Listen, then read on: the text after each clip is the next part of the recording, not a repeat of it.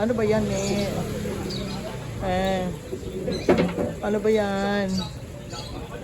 Ano ba yung inaano mo? Ano ba yan? Sarap naman, bango. Sarap naman, bango. Ay, hindi pa nagagawa. Sarap naman ang bango. Oh.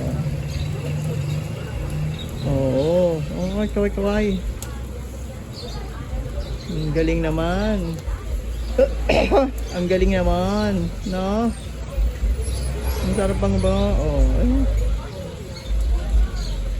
Kaway. Ayan. So, kaway na.